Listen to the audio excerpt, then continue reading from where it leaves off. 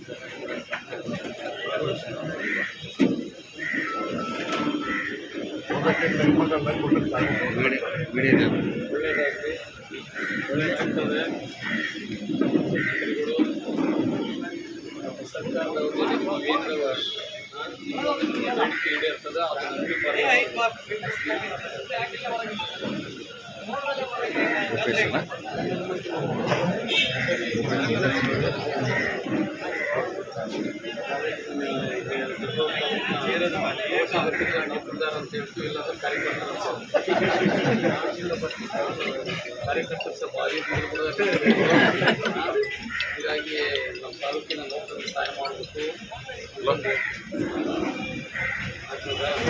ಸ್ವಾಮೀಜಿಯರಿದ್ದಾರೆ.